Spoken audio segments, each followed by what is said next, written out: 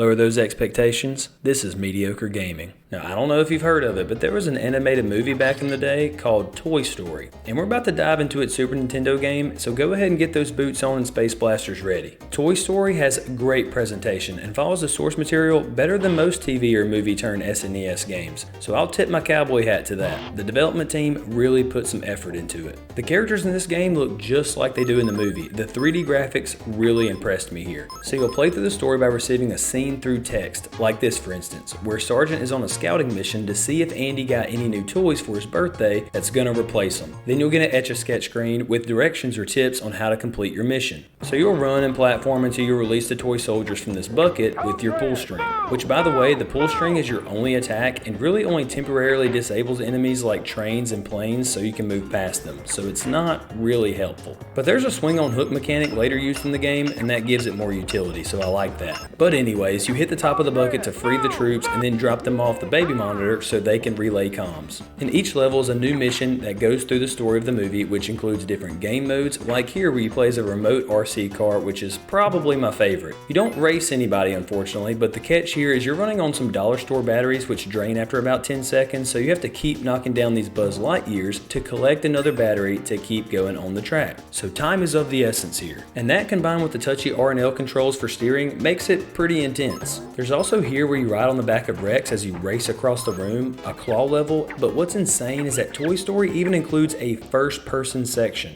Now it's not jaw-dropping or anything, but the fact that there's so few of these games and Toy Story is included is crazy. You got a short list, which includes Doom, Wolfenstein 3D, Jurassic Park, and Toy Story. And it's just a shocking add-in to say the least, but it turns out OG Doom without guns here is pretty lame. And just watch here how laggy it is. It feels like I get held up by nothing, seemingly again and again and again. Disney really didn't hold back with the visuals, game modes, or sounds. And notice I said the sounds and not the music or soundtrack. It did not have that Disney magic when it came to the soundtrack, and it was just a continuous loop played over and over. Speaking of continuous loops, the backgrounds all look the same for a lot of the levels. Like if I just dropped you into a scene between level 1 and level 4, you would have no idea where you are because they're all the same. So yeah, there's a lot of bad in this game, but there's a lot of good in this game too. But you say, why is it not talked about more then? Well, that's because just like other Disney games, it's really difficult. How difficult? Well, let's ask Buzz.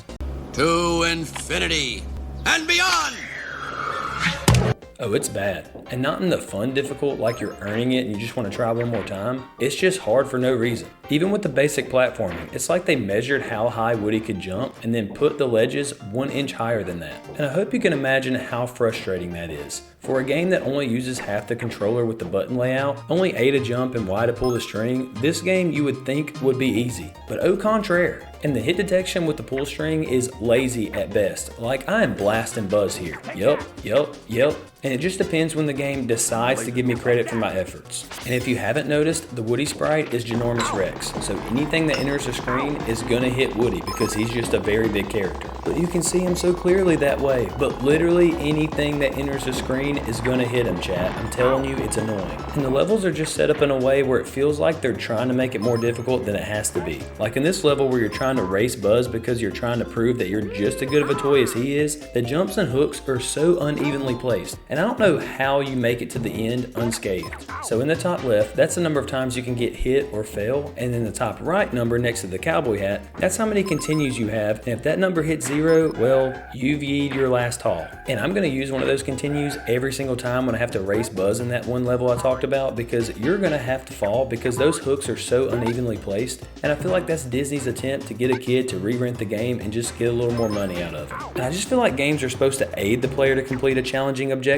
but this game feels like Disney had the basic objective for kids and then purposely did the players dirty so they would have to re-rent the game. So it's a weird feeling. As I go through the game and play it a little more, make it a little farther, I feel like this game should have held up well due to the great graphics, the great sounds, the different game modes, and the fact that it held up to the movie well. But mind you, it only feels that way after just dying so many times due to the frustrating gameplay. And I can't imagine a kid trying to play this game. There is no way they made it past level 3, and that's a shame. Let me put it to you how hard this game is. You see that star spinning at the top left? Okay, the reason it's doing that is because on the first level, there is a cheat to make you invincible, and I had to do that just to get footage footage for the later levels in the game. Yeah, that's right, I still haven't even beat the game, and I've tried it so many times. Now each time I try it, I get a little bit farther, but that's what we're dealing with here. It's a frustrating playthrough, but has great presentation and represents its material very well. So if you're nostalgic for Toy Story and its Disney magic, and you are really, really, really confident in your platforming skills, I'd pick this one up because it's got a lot of good going for it. But if you're a mediocre gamer, just go ahead and pop some ibuprofen because this game is going to give you a massive headache. Now I'm continuing to play it and I might update when I beat the whole game, but just let this be a warning. So,